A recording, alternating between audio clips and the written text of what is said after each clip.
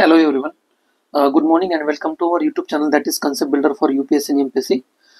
आपला जो इनिशिएटिव्ह आहे daily readymade notes with respect to the prelims and mains, तर आपण आज 27 मार्च 2025 याच्यामध्ये इंडियन एक्सप्रेस आणि द हिंदूचे जे काही इम्पॉर्टंट आर्टिकल्स असतील आयदर फ्रॉम प्रिलिम्स आणि mains perspective for both UPSC आणि MPSC, तर त्याच्यामधले जे काही इम्पॉर्टंट आर्टिकल्स असतील तर ते आपण डिस्कस करणार आहोत आणि त्याच्या रिलेटेड जो काही रिलेव्हन्स वगैरे असेल for the mains and for prelim topic. ठीक आहे, तर पहिलं आपलं आर्टिकल आहे.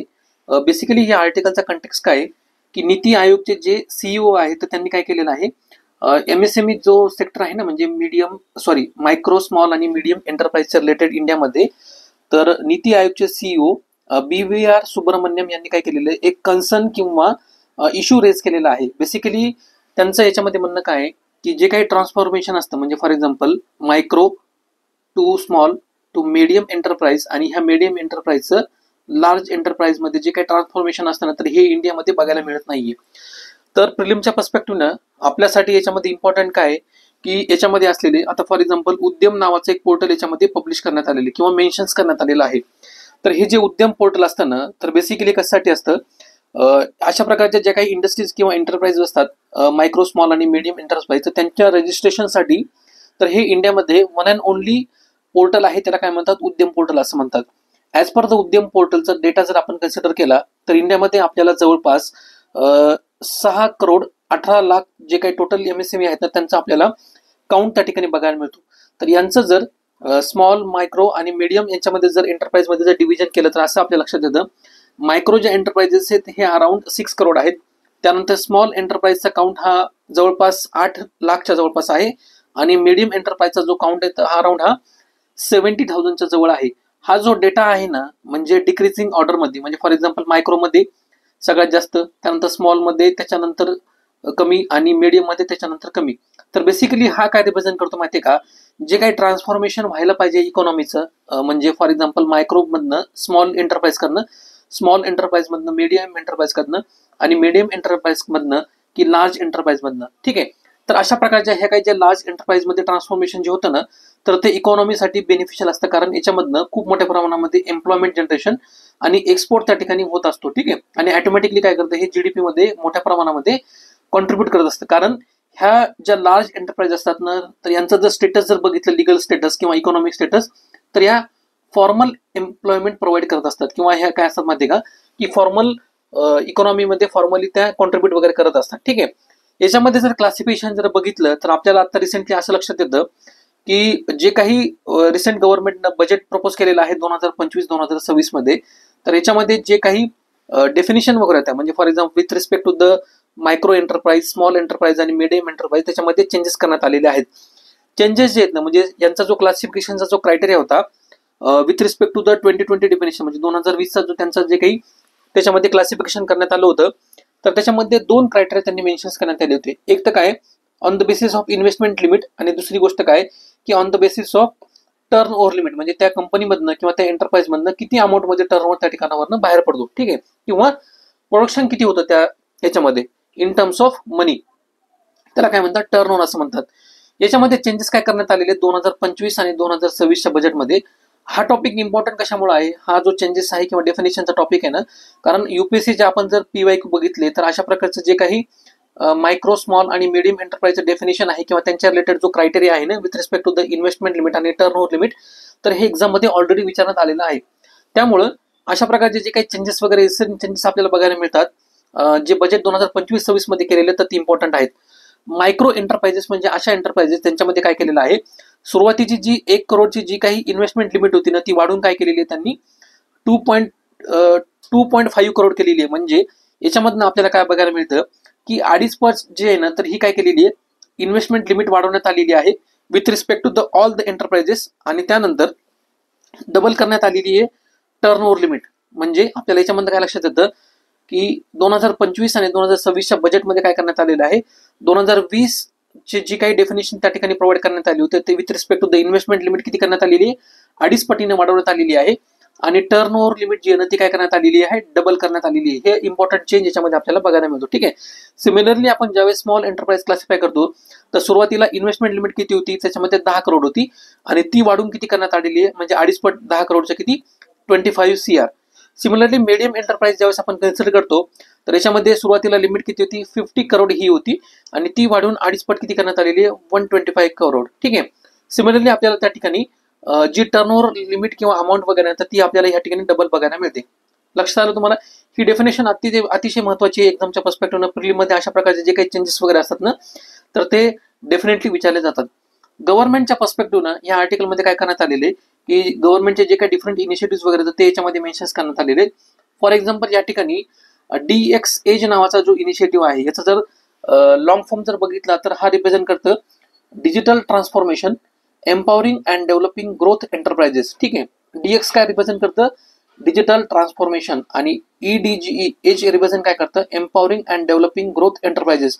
तर बेसिकली हा जो इनिशिएटिव्ह आहे ना तर हा मल्टी स्टेक होल्डर इनिशिएटिव्ह आहे. याच्यामध्ये कन्फेडरेशन ऑफ इंडियन इंडस्ट्रीज, त्याच्यानंतर नीती आयोगचं फ्रंटियर ट्रेक हब आणि AICTE. ठीक आहे. तर याच्यामध्ये एवढ्या जे काही इन्स्टिट्यूशन वगैरे आहेत ना तर त्यांचा समावेश या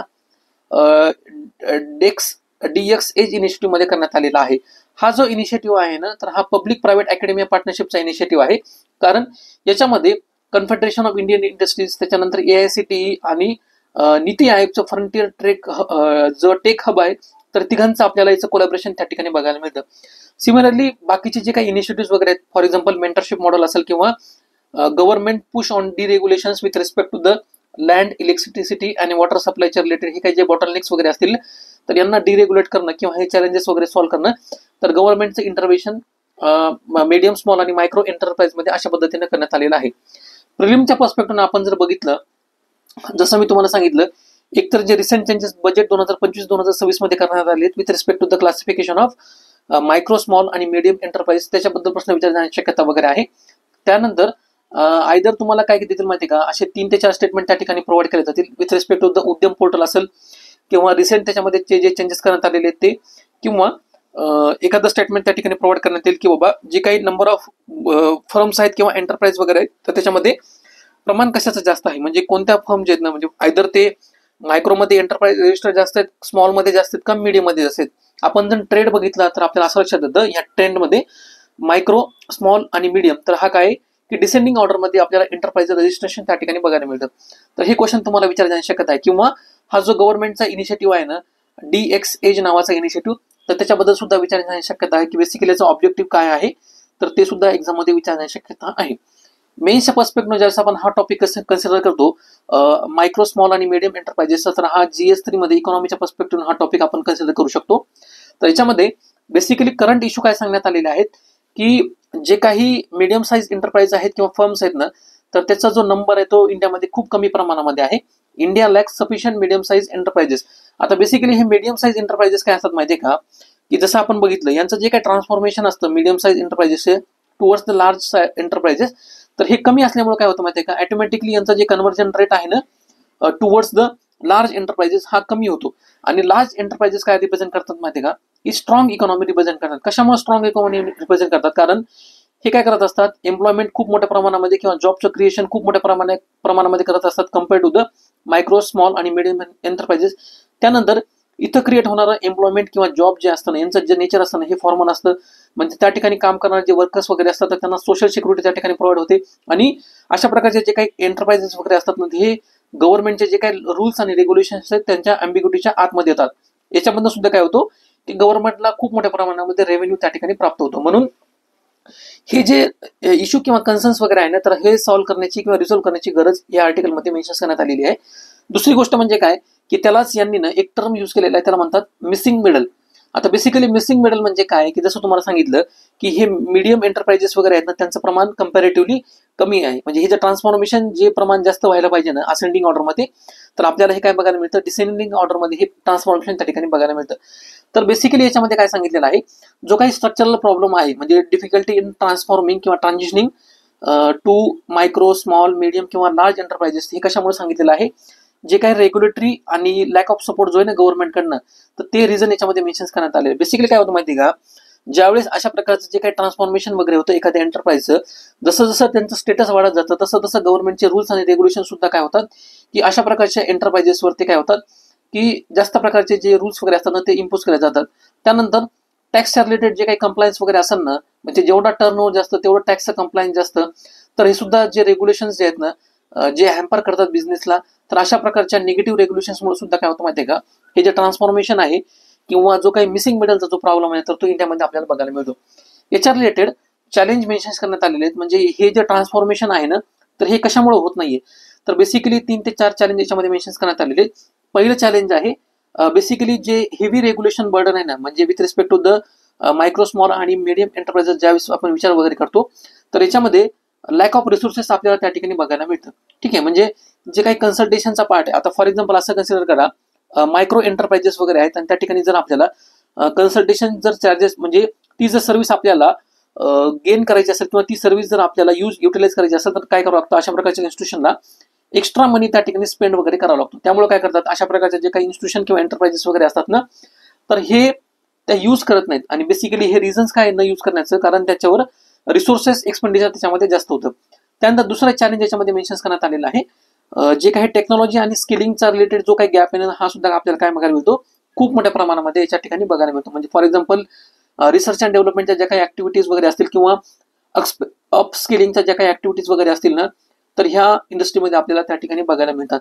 त्यानंतर जो काही गव्हर्नमेंटचा हँड होल्डिंगचा सपोर्ट वगैरे आहे तर तो सुद्धा आपल्याला या ठिकाणी इनिफेक्टिव्ह त्या ठिकाणी बघायला मिळतो. म्हणजे फॉर एक्झाम्पल अशा प्रकारच्या ज्या काही इन्स्टिट्यूशन वगैरे आहेत म्हणजे मायक्रो किंवा स्मॉल, तर यांना काय आहे की ट्रान्सफॉर्मेशन करण्यासाठी गव्हर्नमेंटचं जे काही सपोर्ट वगैरे ते आवश्यक असतं, पण यांचं नेचर इन्फॉर्मल असल्यामुळे गव्हर्नमेंट ते काय करतं, कमी प्रमाणामध्ये सपोर्ट प्रोव्हाइड करतं किंवा अवेअरनेस खूप मोठ्या प्रमाणामध्ये कमी असल्यामुळे अशा प्रकारचे जे काही गव्हर्नमेंटचे इनिशिएटिव्ह वगैरे आहेत तर त्याचं युटिलायझेशन मायक्रो किंवा स्मॉल ज्या एंटरप्राइजेस वगैरे ना ते इफेक्टिव्हली वगैरे करू शकत नाहीत.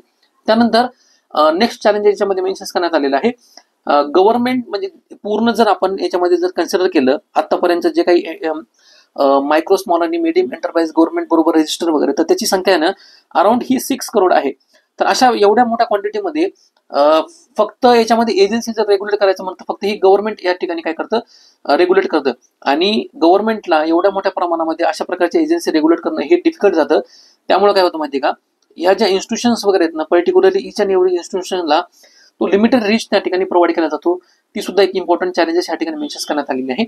सोल्युशनच्या पर्स्पेक्टिव्हनं आपण जर बघितलं तर बेसिकली अशा प्रकारचे जे काही इनिशिएटिव्ह वगैरे तर ते इफेक्टिव्हली इम्प्लिमेंट करायला पाहिजे किंवा अशा प्रकारच्या इनिशिएटिव्हमध्ये पब्लिक प्रायव्हेट आणि अकॅडमिया रिलेटेड जी काही पार्टनरशिप वगैरे आहे तर त्याचा जास्तीत जास्त फायदा थ्रू अवेअरनेस म्हणा किंवा जे काही गव्हर्नमेंटचे इनिशिएटिव्ह आहेत ते ग्रासरूट लेवलला त्या ठिकाणी पोहोचले पाहिजे.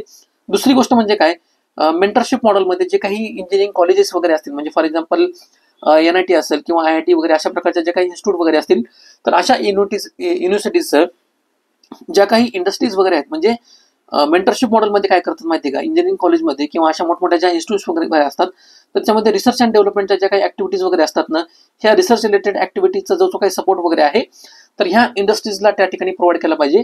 आणि बेटर लिंकेज जोपर्यंत आपण ह्या ऍक्टिव्हिटीमध्ये प्रोव्हाइड करत नाहीत म्हणजे इंडस्ट्रीचं आणि युनिव्हर्सिटीचं, तर तोपर्यंत त्यांच्यामध्ये आपल्याला अपस्किलिंग किंवा ग्रोथ त्या ठिकाणी बघायला मिळत नाही. त्यानंतर क्वालिटी सर्टिफिकेशनच्या रिलेटेड जे काही इम्पॉर्टंट क्रायटेरिया वगैरे असतील तर त्याच्यावर सुद्धा फोकस करण्याची गरज या आर्टिकलमध्ये मेन्शन करण्यात आलेली आहे. इम्पॉर्टंट काही कोटेशन्स वगैरे जे आन्सर रायटिंगमध्ये तुम्ही डायरेक्टली मेन्शन करू शकता. फॉर एक्झाम्पल काय, नीती आयोगचे जे CEO आहेत BVR सुब्रमण्यम यांनी काय म्हणलेलं आहे, without investing in the growth of MSME to think that you will become a developed country or developed economy is a mirage. म्हणजे त्यांचं म्हणणं काय आहे, जोपर्यंत आपण मायक्रो स्मॉल आणि मीडियम एंटरप्राइजमध्ये व्यवस्थितरित्या त्या ठिकाणी इन्व्हेस्टमेंट करत नाही किंवा त्यांना हँड होल्डिंग सपोर्ट प्रोव्हाइड करत नाही, तोपर्यंत आपलं जे इंडियाचं जे ड्रीम आहे to become a developed country by 2047, तर हे काय तर ही मिराज असणार आहे. म्हणजे जसं आपण मृगजळ जसं म्हणतो ना, तर ते इंडियासाठी एक मृगजळ पद्धतीने ते ऍक्ट होणार आहे जोपर्यंत आपण MSME सेक्टरवर इम्पॅक्ट करत नाही किंवा त्या ठिकाणी ऍक्ट करत नाही. तर हे स्टेटमेंट त्यांनी का म्हणलेले आहे, कारण MSME सेक्टरचा जर सिग्निफिकन्स बघितला तर हे खूप मोठ्या प्रमाणामध्ये एम्प्लॉयमेंट प्रोव्हाइड करत असतात, त्यानंतर इनोव्हेशनसाठी कॉन्ट्रीब्यूट करत असतात आणि अल्टिमेटली याच्यामधनं काय होतं की इन्क्लुझिव्ह ग्रोथमध्ये सुद्धा किंवा इकॉनॉमिक ग्रोथमध्ये सुद्धा ते काय करत असतात, कॉन्ट्रीब्यूट करत असतात. ठीक आहे. त्यानंतर मेन्सच्या पर्स्पेक्टिव्हनं आपण जर समजा क्वेश्चन्स वगैरे बघितले तर बेसिकली याच्यावर क्वेश्चन विचारण्याची शक्यता वगैरे आहे. जसं मी तुम्हाला सांगितलं मिसिंग मिडलची जी कन्सेप्ट आहे त्याच्यावर सुद्धा क्वेश्चन विचारला जाऊ शकतो. For example, India suffers from missing middle in its business ecosystem discuss the structural challenges that hinders the growth of micro and small enterprises in medium and large companies. म्हणजे हे जे काही ट्रान्सफॉर्मेशन वगैरे आहे micro to small towards the medium and large enterprises, तर हे basically कशामुळे होतं माहिती आहे का, कारण इंडिया मिसिंग मिडलच्या प्रॉब्लेमपासून सफर वगैरे करतोय. तर त्याच्या रिलेटेड जे काही स्ट्रक्चरल चॅलेंजेस वगैरे तर त्याच्या रिलेटेड स्टेप्स प्रोव्हाइड करा किंवा मेजर सजेस्ट करा. तर त्यावेळेस तुम्ही काय करू शकता, गव्हर्नमेंटचे जे काही इनिशिएटिव्ह वगैरे आहेत तर ते त्या ठिकाणी प्रोव्हाइड वगैरे करू शकता. किंवा जसं मी तुम्हाला जे काही अदर सोल्युशन्स किंवा रिफॉर्म्स वगैरे सजेस्ट केले होते, म्हणजे for example public private partnership असेल किंवा युनिव्हर्सिटी आणि इंडस्ट्रीच्या रिलेटेड हँड होल्डिंग सपोर्ट वगैरे असेल तर ते प्रोव्हाइड करणं इम्पॉर्टंट वगैरे आहे अशा प्रकारच्या क्वेश्चन मध्ये. त्यानंतर नेक्स्ट आपलं इम्पॉर्टंट आर्टिकल आहे. बेसिकली हे आर्टिकल जे आहे ते महाराष्ट्राच्या रिलेटेड आहे, specific with respect to the Maharashtra. कॅगचा एक नवीन रिपोर्ट आलेला आहे. त्या कॅगच्या नवीन रिपोर्टच्या मध्ये काय सांगितलेलं आहे, सॉलिड वेस्ट मॅनेजमेंट जे आहे महाराष्ट्राच्या अर्बन लोकल बॉडीज मधलं, तर त्या सॉलिड वेस्ट मॅनेजमेंटच्या रिलेटेड त्यांनी काय केलेलं आहे, कन्सर्न्स रेज केलेले आहेत. म्हणजे अर्बन लोकल बॉडीज जे आहेत ना त्यांचे जे रोल आहे, important role with respect to the solid waste management, तर ते फुलफिल करण्यापासून त्यांनी काय केलेलं आहे डायव्हर्जन त्या ठिकाणी प्रोव्हाइड केलेलं आहे. एक्झामच्या पर्स्पेक्टिव्ह आपल्यासाठी काय महत्वाचं आहे, म्हणजे ह्या रिपोर्टमध्ये किंवा कॅगच्या रिपोर्टमध्ये जे काही इम्पॉर्टंट फाइंडिंग्स त्या ठिकाणी प्रोव्हाइड केलेले आहेत ते, फॉर एक्झाम्पल काय, म्हणजे हा जर इश्यू बघितला मेन्सच्या पर्स्पेक्टिव्ह अतिशय इम्पॉर्टंट इश्यू आहे. आयदर GS2 मध्ये with respect to the governance किंवा अर्बन लोकल डेव्हलपमेंट किंवा अर्बन डेव्हलपमेंटच्या रिलेटेड किंवा अर्बन वेस्ट मॅनेजमेंटच्या रिलेटेड हा टॉपिक आपण काय करू शकतो, कनेक्ट करू शकतो. आणि सिमिलरली GS3च्या पर्स्पेक्टिव्ह जर बघितलं तर सॉलिड वेस्ट मॅनेजमेंटचा इकॉलॉजीवर किंवा एन्व्हायरमेंटवर किंवा त्या एन्व्हायरमेंटच्या पर्स्पेक्टिव्ह तो कसा निगेटिव्ह इम्पॅक्ट करतो, तर त्या पद्धतीने सुद्धा आपण काय करू शकतो, इश्यू कनेक्ट करू शकतो. ठीक आहे. तर बेसिकली जे रिपोर्टच्या की फाइंडिंग्स वगैरे याच्यामध्ये मेन्शन करण्यात आलेले आहेत तर त्या इम्पॉर्टंट आहेत, आपण ते बघूयात. आन्सर रायटिंग मध्ये अशा प्रकारच्या ज्यावेळेस आपण की फाइंडिंग मेन्शन करतो किंवा आपल्या डायमेन्शनला अशा प्रकारच्या की फाइंडिंग्सनं सबस्टॅन्शिएट केलं जातं, तर त्यावेळेस ऑटोमॅटिकली अशा प्रकारच्या डायमेन्शनचं व्हॅल्युएशन त्या ठिकाणी इम्प्रूव्ह होतं. ठीक आहे. तर त्याच्यामध्ये पहिला पॉईंट त्या ठिकाणी मेन्शन करण्यात आलेला आहे, जी काही वेस्ट त्या ठिकाणी जनरेट होते तर त्याचं जे कलेक्शन वगैरे आहे किंवा अनकलेक्टेड वेस्ट जी आहे ना 2021 आणि 2022 आपण डेटा जर कन्सिडर केला तर अराउंड 41% जी वेस्ट आहे तर ही अनकलेक्टेड वेस्ट आहे. सिमिलरली जे काही बेसिक सर्व्हिसेस वगैरे आहेत तर त्याच्यामध्ये सुद्धा काय की त्या फेल करण्यापासून, म्हणजे ह्या ज्या अर्बन लोकल बॉडीज आहेत ना त्या अचीव्ह करण्यापासून किंवा त्या मीट करण्यापासून त्या फेल झालेल्या आहेत. फॉर एक्झाम्पल वेस्टचं कलेक्शन वगैरे असेल, त्या वेस्टचं डिस्पोजल वगैरे असेल किंवा त्याचं सेग्रिगेशन असेल किंवा अवेअरनेस क्रिएट करण्यापासून ह्या अर्बन लोकल बॉडीज आहेत ना अराउंड 64% अर्बन लोकल बॉडीज ह्या फेल झालेल्या आहेत. सिमिलरली जे काही वेस्ट सेग्रिगेशन वगैरे असेल ऍट द सोर्स हे सुद्धा काय की अशा प्रकारच्या अर्बन लोकल बॉडीजमध्ये पुअर आहे. म्हणजे काय, आता ज्यावेळेस आपण हे वेस्टचं कॅटेगरायझेशन करतो तर आपल्याला बायोमेडिकल वेस्ट, त्यानंतर ई वेस्ट म्हणजे जी कम्प्युटरमधनं किंवा टॅबलेट्समधनं ज्या वेस्ट वगैरे निघतात समजा ते, त्यानंतर म्हणजे इलेक्ट्रॉनिक ॲटम्समधनं ज्या वेस्ट वगैरे किंवा हार्मफुल जे कंपाऊंड त्या ठिकाणी असतात त्याला काय म्हणतात, ई वेस्ट असं म्हणतात. Similarly solid waste. ठीक आहे. सॉलिड वेस्ट म्हणजे काय की जे होम्समधनं किंवा हॉटेल्समधनं ज्या वेस्ट निघतात त्याला सॉलिड वेस्ट असं म्हणतात. हॉस्पिटलमधनं निघणाऱ्या वेस्ट त्याला काय म्हणतात, बायोमेडिकल वेस्ट असं म्हणतात. तर ह्या 3 प्रकारच्या वेस्टचं ना कॅटेगरायझेशन करणं गरजेचं आहे. पण काय झालेलं आहे की वेस्ट सेग्रिगेशनच ना अर्बन लोकल बॉडीजनं हे केलेलं नाहीये किंवा हे त्यांनी हे फुलफिल किंवा अचीव्ह करण्यात आलेलं नाहीये. सिमिलरली ज्या काही सॅनिटरी लँडफिल्स वगैरे असतात तर त्या सुद्धा डेव्हलप झालेल्या नाहीयेत. त्याच्यामध्ये तो जो डेटा आहे अराउंड 58% ज्या लँडफिल्स आहेत ना तर हे काय आहेत की अनसॅनिटरी लँडफिल्स त्या ठिकाणी डेव्हलप करण्यात आलेले आहेत.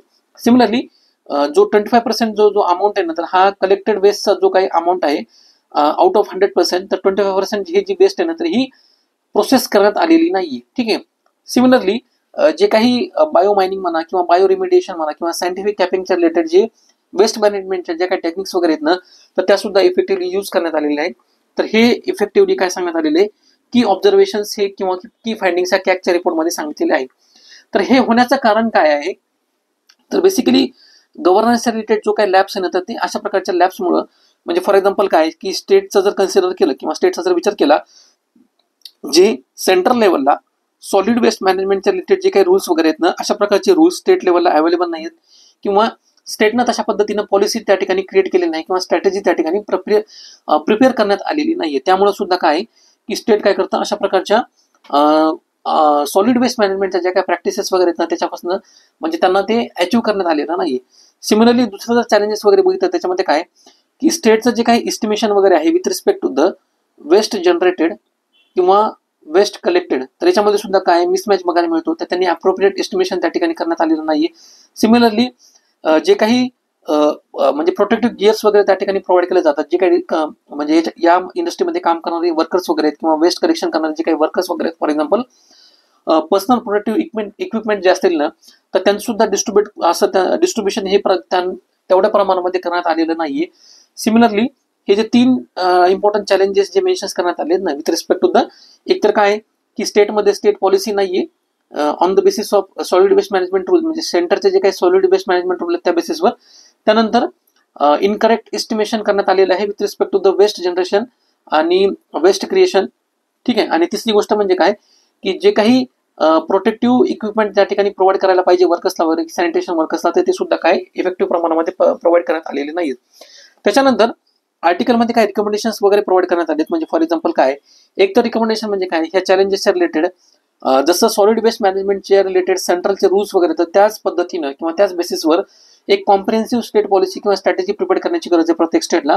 सिमिलरली टेक्नॉलॉजीचा यूज करून व्यवस्थितरित्या त्यांचं एस्टिमेशन सुद्धा करण्याची गरज आहे. आणि तिसरी गोष्ट म्हणजे काय, याच्यामध्ये जे काही पर्सनल प्रोटेक्टिव्ह इक्विपमेंट्स वगैरे आहेत त्यांचं डिस्ट्रीब्युशन सुद्धा सॅनिटेशन वर्कर्सला त्या ठिकाणी प्रोव्हाइड करण्याची गरज आहे. सिमिलरली हे काही जे वेस्ट पिकर्स वगैरे असतात किंवा सॅनिटेशन वर्कर्स वगैरे असतात, तर त्यांना इन्फॉर्मल सेक्टरमधनं ट्रान्सफॉर्म करून फॉर्मल सेक्टरमध्ये त्यांना कन्व्हर्जन करण्यासाठी, तर त्यांच्यामध्ये ना सेल्फ हेल्प ग्रुप जे आहेत ना त्यांचं सुद्धा फॉर्मेशन करण्याची गरज वगैरे त्या ठिकाणी मेन्शन्स वगैरे करण्यात आलेली आहे. ठीक आहे. त्यानंतर मेन्सच्या पर्स्पेक्टिव्ह अशा प्रकारचं जर आपण क्वेश्चन जर कन्सिडर केले, तर टॉपिक हा GS2 मध्ये गव्हर्नन्सच्या रिलेटेड, म्हणजे लोकल बॉडीजच्या रिलेटेड जे काही गव्हर्नन्सचे इश्यूज वगैरे तर त्या पर्स्पेक्टिव्हनं क्वेश्चन विचारायची शक्यता वगैरे आहे. म्हणजे for example, urban local bodies are at the forefront of delivering solid waste management services, yet they face significant governance and capacity challenges. Examine in the light of recent CAG finding on waste management in Maharashtra. म्हणजे Maharashtra specific जे काही findings वगैरे असतील, considering the MPCचा जो काही नवीन pattern वगैरे झालेला आहे, तर त्याच्या बेसिसवर अशा पद्धतीनं जे काही फाइंडिंग्स वगैरे असतील तर ते इम्पॉर्टंट आहेत एक्झामच्या पर्स्पेक्टिव्हनं. सिमिलरली एन्व्हायरमेंटच्या पर्स्पेक्टिव्हनं आपण जर क्वेश्चन बघितलं, जसं तुम्हाला सांगितलं, ह्या सॉलिड वेस्ट मॅनेजमेंटला इफेक्टिव्हली त्याचं मॅनेजमेंट जर नाही केलं तर एन्व्हायरमेंटवर किंवा बायोडायव्हर्सिटीवर कशा पद्धतीने निगेटिव्हली इम्पॅक्ट करतं. ठीक आहे. तर त्या पद्धतीनं सुद्धा क्वेश्चन जनरेट होण्याचे चान्सेस वगैरे आहेत. For example, construction and demolition waste, biomedical waste and e-waste often mix with the municipal solid waste in Indian cities, highlight the environmental and health hazard associated and suggest an integrated approach to manage urban waste streams. ठीक आहे. म्हणजे कशा पद्धतीनं हे जे वेस्टचं segregation करण्यात येत नाही, त्यामुळे एन्व्हायरमेंट आणि हेल्थ रिलेटेड हॅझार्ड्स जे आहेत ना ते याच्यामधनं अराईज होतात आणि त्याच्या रिलेटेड जे काही मेजर्स किंवा रिकमेंडेशन्स असतील तर ते प्रोव्हाइड करा, असं सुद्धा क्वेश्चन विचारण्याची शक्यता वगैरे आहे. सिमिलरली त्यानंतर आपलं नेक्स्ट आर्टिकल आहे. बेसिकली हे आर्टिकलचा कंटेक्स्ट काय की section 44 sub clause 3 with respect to the new data protection law, हा त्याचा कंटेक्स्ट आहे. सध्या काय करण्यात आलेलं आहे, म्हणजे 2 लॉज आपल्याला डाटा प्रोटेक्शनच्या रिलेटेड आहेत. एक तर म्हणजे काय की राईट टू इन्फॉर्मेशन ऍक्ट 2005, त्याच्या असोसिएटेड एक सेक्शन मेन्शन करण्यात आलेलं आहे, section 8 sub clause 1 sub clause J. ठीक आहे. आणि डिजिटल पर्सनल डाटा प्रोटेक्शन ऍक्टच्या रिलेटेड एक सेक्शन मेन्शन करण्यात आलेलं आहे, सेक्शन 44 सब क्लॉज 3. तर बेसिकली याच्यामध्ये काय करण्यात आलेलं आहे, हे जे डिजिटल डाटा प्रोटेक्शन ऍक्टनं काय करण्यात आलेलं आहे, राईट टू इन्फॉर्मेशन ऍक्ट मध्ये जो सेक्शन आहे, section 8 sub clause 1 sub clause J, तर याच्यामध्ये चेंजेस करण्यात आलेले आहेत. तर कशा पद्धतीने चेंज करण्यात आलेला आहे, तर हा जो डिनाईंग इन्फॉर्मेशनचा जो काही स्कूप वगैरे आहे ना, म्हणजे याच्यामध्ये राईट टू इन्फॉर्मेशन ऍक्ट मध्ये हा जो सेक्शन मेन्शन करण्यात आलेला आहे, सेक्शन 8, याच्यामध्ये काय सांगितलेलं आहे, 2 त्या ठिकाणी क्रायटेरिया प्रोव्हाइड करण्यात आलेले आहेत. एक म्हणजे काय की पर्सनल किंवा प्रायव्हेट इन्फॉर्मेशन आपण त्याला म्हणूया, आणि दुसऱ्या गोष्ट साईडला काय माहिती का की पब्लिक इंटरेस्ट. म्हणजे ज्यावेळेस समजा राईट टू इन्फॉर्मेशन ऍक्ट मध्ये इन्फॉर्मेशन त्या ठिकाणी डिमांड केलं जाते, तर त्यावेळेस त्या ठिकाणी क्लॉज प्रोव्हाइड करण्यात आलेला आहे. जर ती पर्सनल इन्फॉर्मेशन किंवा प्रायव्हेट इन्फॉर्मेशन एखाद्या सिव्हिल सर्वंटची किंवा पब्लिक ऍडमिनिस्ट्रेशनची जर लार्जर पब्लिक इंटरेस्ट हार्म करत असेल, म्हणजे फॉर एक्झाम्पल त्यांच्या करप्शनच्या रिलेटेड म्हणा किंवा त्यांच्या ऑफिशियल वर्कच्या रिलेटेड ती इन्फॉर्मेशन वगैरे जर असेल, तर ती इन्फॉर्मेशन त्या ठिकाणी प्रोव्हाइड केली जायची. तर हा त्याच्यामध्ये काय होता, एक आपण जसं म्हणतो ना क्लॉज त्या ठिकाणी प्रोव्हाइड करण्यात आला, त्याला काय म्हणतात पब्लिक इंटरेस्ट टेस्ट असं म्हणतात. म्हणजे ज्या वेळेस लार्जर पब्लिक इंटरेस्ट त्या ठिकाणी फुलफिल जर होत असेल, म्हणजे denied access to the personal information unless larger public interest justified its disclosure, म्हणजे जोपर्यंत लार्जर पब्लिक इंटरेस्ट त्याच्यामधनं सर्व होत नाही तोपर्यंत ती इन्फॉर्मेशन त्या ठिकाणी डिस्क्लोज केला जात नाही, असं त्या ठिकाणी ह्या राईट टू इन्फॉर्मेशन ऍक्टच्या सेक्शन 8 मध्ये मेन्शन करण्यात आलं होतं. तर काय करण्यात आलेलं आहे, हा जो क्लॉज आहे ना तर हा रिमूव्ह करण्यात आलेला आहे. हा क्लॉज रिमूव्ह करण्यात आल्यामुळे काय होईल माहिती का, की जी काही इन्फॉर्मेशन वगैरे आहे ना तर ती डिनाय करण्याचे जे काही चान्सेस वगैरे आहेत तर ते ऑटोमॅटिकली याच्यामधनं रेज होतील. म्हणजे अशा प्रकारचे जे काही राईट टू इन्फॉर्मेशन ऍक्टच्या आतमध्ये जी काही इन्फॉर्मेशन ऍक्सेस करण्याचे जे काही चान्सेस वगैरे आहेत तर ह्या क्लॉजमुळे किंवा ह्या नवीन ऍक्टमुळे तर ते वाढल्या जातील. आणि सिव्हिल सर्वंट्स असतील किंवा ऍडमिनिस्ट्रेशन जे असतील तर ते इन्फॉर्मेशन ते काय करतील, डिनाय करतील. तर हे बेसिकली चेंजेस त्या ठिकाणी मेन्शन करण्यात आलेले आहेत. ज्यावेळेस इन्फॉर्मेशन डिनाय केली जाते ना तर बेसिकली याच्यामुळे काय होतं माहिती का, सिटीजनचा जो काही ऍसेस आहे with respect to the public records म्हणा किंवा पब्लिक सर्वंटचे जे काही ऍक्शन्स किंवा गव्हर्नमेंटच्या रिलेटेड त्यांचे जे काही ऑफिशियल कॅपॅसिटीमध्ये त्यांनी घेतलेले ऍक्शन्स असतील किंवा ऍसेटचं जे काही त्यांचं ऍसेट्स रिलेटेड जी काही इन्फॉर्मेशन वगैरे असेल तर ही इन्फॉर्मेशन आता सिटीजन्सला त्या ठिकाणी अवेलेबल होणार नाही. इन्फॉर्मेशन जर सिटीजन जवळ जर नसेल तर त्यामुळे काय होतं माहिती का, अशा प्रकारचे जे काही पब्लिक सर्वंट्स वगैरे असतात त्यांच्यामध्ये ट्रान्सपरन्सी आणि अकाउंटेबिलिटी ती मेंटेन होणार नाही. आणि ही ट्रान्सपरन्सी आणि अकाउंटेबिलिटी मेंटेन न झाल्यामुळं जो काही राईट टू इन्फॉर्मेशन ऍक्टचा एकदम ऑब्जेक्टिव्ह होता तर तो त्याच्यामधनं तो काय होईल की तो अचीव्ह होणार नाही. अशा प्रकारचा कंटेक्स्ट या आर्टिकलमध्ये मेन्शन करण्यात आलेला आहे. ठीक आहे. एक्झामच्या पर्स्पेक्टिव्ह आपल्यासाठी इम्पॉर्टंट काय की प्रिलिमच्या पर्स्पेक्टिव्ह जर बघितलं ना तर एकतर तुम्हाला section 44(3) section 44 sub clause 3 digital personal data protection ऍक्टच्या रिलेटेड विचारू शकतात की कशा पद्धतीने त्याच्यामध्ये चेंज करण्यात आला. तर बेसिकली हा जो ऍक्ट आहे ना यांनी काय केलेला आहे, राईट टू इन्फॉर्मेशन ऍक्ट मधल्या सेक्शन 8(1) सब क्लॉज 1J मध्ये काय करण्यात आले, चेंजेस करण्यात आलेले आहेत. त्यानंतर नेक्स्ट आर्टिकल आहे after the Chennai conclave by the Sanjay बारू. बेसिकली या आर्टिकलचा कंटेक्स्ट काय आहे की रिसेंटली जी काही डिलिमिटेशनची एक्सरसाइज असेल ती, त्यानंतर imposition of Hindi language on the non Hindi speaking state, तर अशा प्रकारच्या एक्सरसाइजमुळं तामिळनाडूचे जे काही सीएम्स आहेत M.K. स्टॅलिन यांनी काय केलेलं आहे, M.K. स्टॅलिन यांनी एक अपोजिशन जे पार्टीज आहेत ना त्यांची काय केली होती, चेन्नईमध्ये कॉन्फरन्स बोलवली होती. तर बेसिकली ह्या कॉन्फरन्समध्ये अपोजिशन पार्टीज मधले जे काही तेलुगू देसम पार्टी असेल किंवा तृणमूल काँग्रेस जे असेल तर अशा प्रकारच्या कॉन्फरन्सला त्यांनी काय केलेलं आहे, ते प्रेझेंट राहिलेले नाहीयेत. तर बेसिकली आर्टिकलचा कंटेक्स्ट काय की अशा प्रकारच्या जे काही डिलिमिटेशन एक्सरसाइज असतील किंवा युनिलॅटरल इम्पोजिशन ऑफ म्हणजे policy of Hindi towards the non Hindi speaking state, तर यामुळे काय दिलेलं आहे, सेंटरचं जे काही इम्पोजिशन वगैरे आहे किंवा युनिलॅटरल इम्पोजिशन यामुळं सेंटर स्टेट रिलेशन किंवा फेडरलिझमचा जो इश्यू आहे ना तर हा याच्यामधून आपल्याला बघायला मिळतो किंवा सेंटर स्टेटचं जे काही डिस्प्यूट्स वगैरे तर याच्यामधून आपल्याला बघायला मिळतं. जर आपण सिलेबसचा कन्सिडर केला तर GS2 मध्ये आपला पॉलिटी आणि गव्हर्नन्सचा जो पार्ट आहे with respect to the centre state relation किंवा एमर्जिंग डिबेट ऑन फेडरलिझम, तर त्याला आपण डायरेक्टली हे कनेक्ट वगैरे करू शकतो. ठीक आहे. आर्टिकलमध्ये काय करण्यात आलेलं आहे, जे काही इम्पॉर्टंट इश्यूज वगैरे ते याच्यामध्ये मेन्शन करण्यात आलेले आहेत.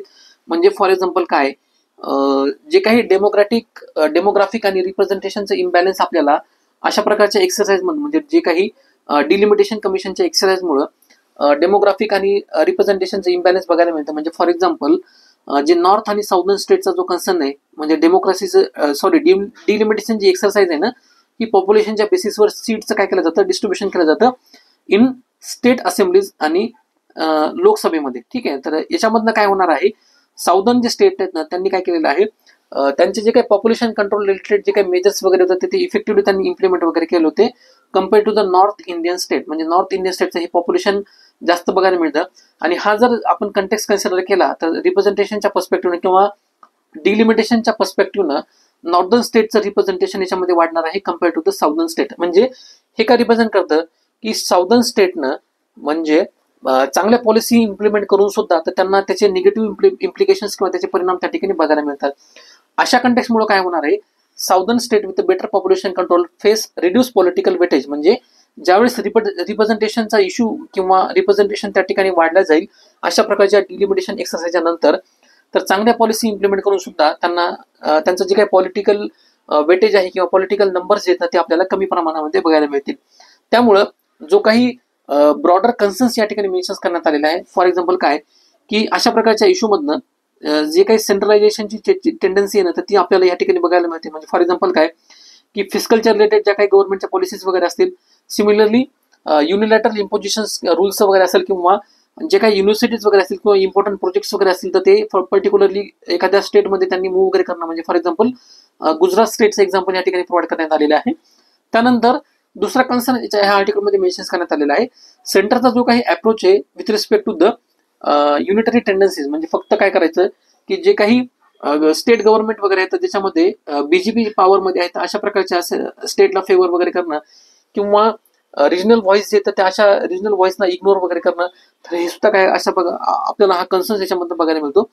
सिमिलरली याचा जर डिमांड वगैरे बघितलं, म्हणजे फॉर एक्झाम्पल ह्या चेन्नई कॉन्क्लेव्ह मधनं जी काही अपोजिशन पार्टीचं जे काही मिटिंग वगैरे झाली तर त्याच्यामध्ये त्यांनी काय केलेलं आहे की डिमांड त्या ठिकाणी प्रोव्हाइड करण्यात आलेले आहेत. म्हणजे हा जो रिजनल इम्बॅलन्स वगैरे आहे ना किंवा सेंट्रलायझिंग टेंडन्सी वगैरे आहे किंवा युनिटरी सेंट्रलायझेशन जे हा इश्यू टाळण्यासाठी काय करण्याची गरज आहे, तर हे याच्यामध्ये मेन्शन करण्यात आलेले आहे. फॉर एक्झाम्पल सरकारी कमिशनचे जे काही रिकमेंडेशन होते किंवा पंची कमिशनचे जे काही रिकमेंडेशन होते तर ते इफेक्टिव्हली इम्प्लिमेंट करण्याची गरज आहे असं त्यांनी याच्यामध्ये सांगितलेलं आहे. फॉर एक्झाम्पल काय सरकारी कमिशनचे जे काही रिकमेंडेशन असतील, म्हणजे फॉर एक्झाम्पल इंटरस्टेट जी काउन्सिल आहे त्याला आणखी स्ट्रॉंग बनवणं किंवा आर्टिकल 356 रिलेटेड जे काही प्रेसिडेंट रूल इम्पोज केला जातो त्याच्यावर त्यांच्या यूजवर त्यांच्यावर लिमिटेशन्स वगैरे प्रोव्हाइड करणं, तर हे सरकारी कमिशनचे इम्पॉर्टंट रिकमेंडेशन होते.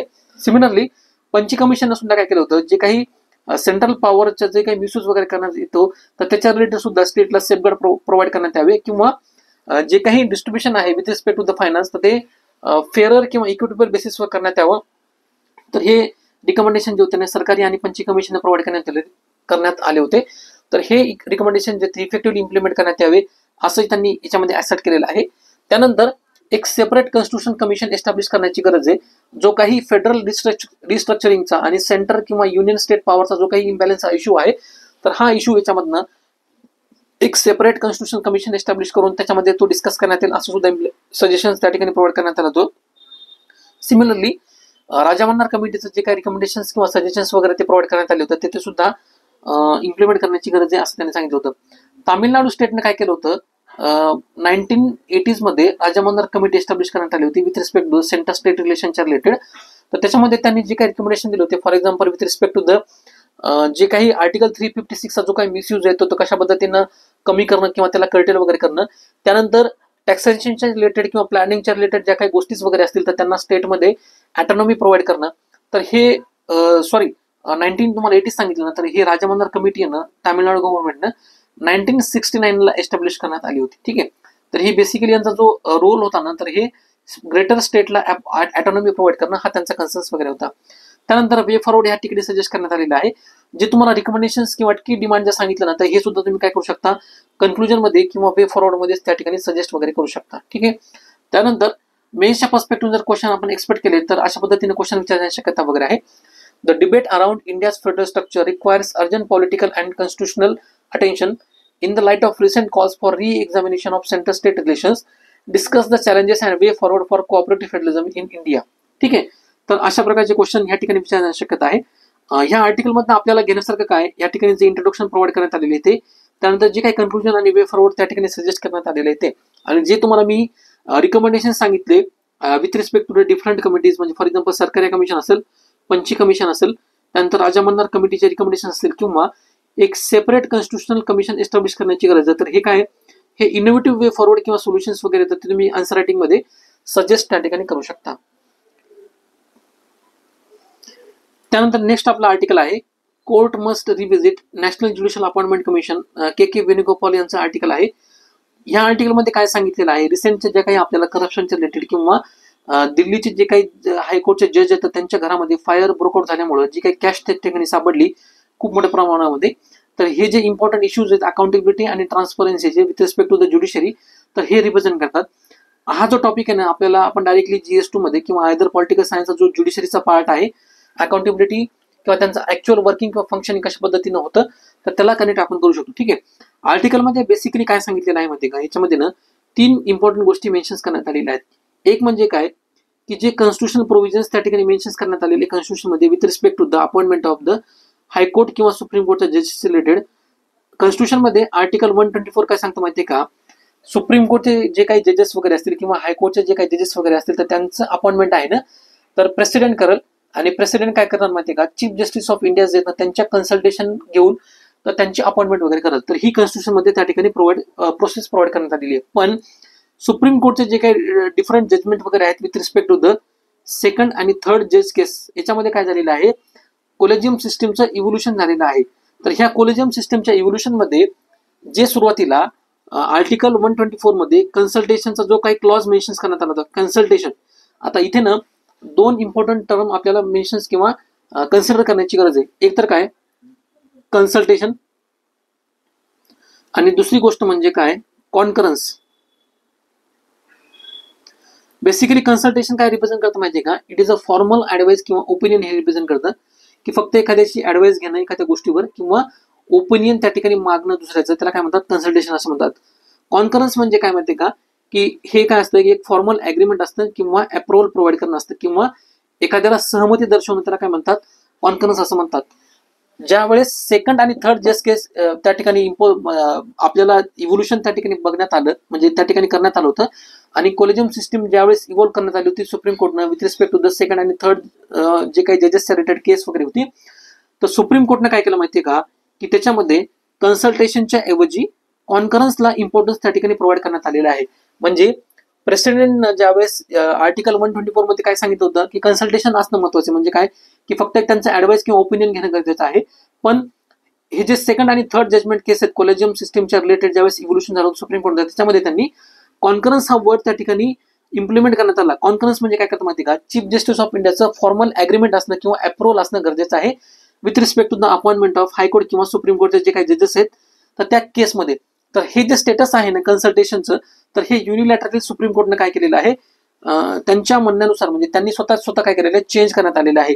आणि तिसरी गोष्ट म्हणजे काय की आता जे केसेस आपल्याला बघायला मिळतात म्हणजे करप्शनच्या रिलेटेड जे काही केसेस वगैरे आता समोर वगैरे येत आहेत, तर अशा प्रकारच्या अपॉइंटमेंटमुळे किंवा फ्लॉड अपॉइंटमेंटमुळे ह्या केसेस आपल्याला त्या ठिकाणी बाहेर त्या ठिकाणी बघायला मिळतात. ठीक आहे, गव्हर्नमेंटने काय केलं होतं, नॅशनल ज्युडिशियल अपॉइंटमेंट कमिशनच्या रिलेटेड आणि 99 कॉन्स्टिट्यूशन अमेंडमेंट ऍक्ट सुद्धा 2014 मध्ये त्या ठिकाणी with respect to the creating multi stake holder body with respect to the appointment of high court किंवा सुप्रीम कोर्टच्या जजेसच्या रिलेटेड जी काही multi stake holder body create करण्यासाठी जे गव्हर्नमेंटने इनिशिएटिव्ह क्रिएट केले होते, तर त्या अशा ह्या अपॉइंटमेंटला आणि कॉन्स्टिट्यूशनल अमेंडमेंटला सुप्रीम कोर्टने काय केलं होतं, नल आणि वॉइड घोषित करण्यात आलं होतं. ठीक आहे, तर याच्यामध्ये ज्यावेळेस आपण कोलेजियम सिस्टमचा जर आपण कंटेक्स्ट बघितला तर त्याच्यामध्ये काही क्रिटिसिझम त्या ठिकाणी मेन्शन करण्यात आले कोलेजियम सिस्टमच्या रिलेटेड. हे जे सेकंड आणि थर्ड जजमेंट केसमध्ये किंवा सुप्रीम कोर्टच्या जजेस केसमध्ये ते त्याचं इम्प्रुव्हमेंट आपल्याला त्या ठिकाणी बघायला मिळतं. तर क्रिटिसिझम काय, एक तर कोलेजियम सिस्टममध्ये ट्रान्सपरन्सी नाहीये, त्यामध्ये ऑब्जेक्टिव्ह नाहीये किंवा इन्स्टिट्यूशन क्रेडिबिलिटी त्या ठिकाणी प्रोव्हाइड करण्यात आलेली किंवा एखाद्या त्याला लॉचं बॅकिंग सुद्धा याच्यामध्ये नाही. दुसरी गोष्ट म्हणजे काय, अपॉइंटमेंटच्या रिलेटेड किंवा ट्रान्सफरच्या रिलेटेड ही जी कोलेजियम सिस्टम आहे ना, तर ही ओपेक आहे. त्यानंतर पर्सनल बायस याच्यामध्ये खूप मोठ्या प्रमाणामध्ये यूज केले जातात किंवा याच्यामधनं हे पर्सनल बायस असल्यामुळे अकाउंटेबिलिटी सुद्धा जे प्रिन्सिपल आहे त्याच्यामधनं हार्म होतं.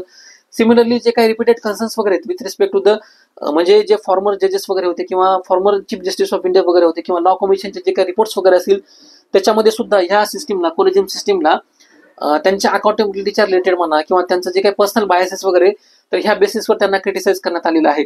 तर हे क्रिटिसिझम टाळण्यासाठी नॅशनल ज्युडिशियल अपॉइंटमेंट कमिशनच्या रिलेटेड जे काही रिकमेंडेशन्स त्या ठिकाणी प्रोव्हाइड करण्यात आले होते, म्हणजे फॉर एक्झाम्पल ती मल्टी स्टेक होल्डर बॉडी असणार आहे, त्याच्यामध्ये फक्त जजेस किंवा सुप्रीम कोर्ट किंवा हायकोर्टचे जजेस नसणार आहेत, तर त्याच्यामध्ये एक्सपर्ट जे जजेस वगैरे असतील किंवा इमिनेंट ज्युरिस्ट जे असतील तर त्यांचा सुद्धा इन्व्हॉल्वमेंट असणार आहे. तर त्यामुळे ही जी काय ना ते multi stake holder body create होणार आहे. त्यानंतर इंट्रोड्यूस एक्झिक्युटिव्ह ज्युडिशरी पॅरिटी आणि रिप्रेझेंटेशन, म्हणजे काय एक्झिक्युटिव्हचं आणि ज्युडिशरीचं जे काही रिप्रेझेंटेशन आणि पॅरिटी आहे तर ह्या नॅशनल ज्युडिशियल अपॉइंटमेंट कमिशन मधनं सुद्धा त्यामध्ये आपल्याला बघायला मिळतं. आणि सिमिलरली जी काही इन्स्टिट्यूशनल ट्रान्सपरन्सी वगैरे आहे किंवा लॉची जी बॅकिंग वगैरे आहे ना, तर ही आपल्याला बॅकिंग नॅशनल ज्युडिशियल अपॉइंटमेंट कमिशनच्या इम्प्लिमेंटेशनमुळे त्या ठिकाणी बघायला मिळते. आर्टिकलमध्ये ना कन्क्लुजन मध्ये काय सांगण्यात आलेलं आहे माहिती का, की हे जे काही नॅशनल ज्युडिशियल अपॉइंटमेंट कमिशन आहे तर ते आपल्याला आणण्याची वगैरे गरज आहे की जेणेकरून काय होईल, जे काही मिनिंगफुल ज्युडिशियरीच्या रिलेटेड जे रिफॉर्म्स वगैरे असतील ना तर ते त्याच्यामधनं इम्प्रूव्ह वगैरे होतील. त्यानंतर काही एक्झाम्पल सुद्धा प्रोव्हाइड करण्यात आले किंवा केस सिरीज त्या ठिकाणी मेन्शन करण्यात आलेला आहे, तर तुम्ही त्याचा इफेक्टिव्हली आन्सर रायटिंग मध्ये यूज वगैरे करू शकता.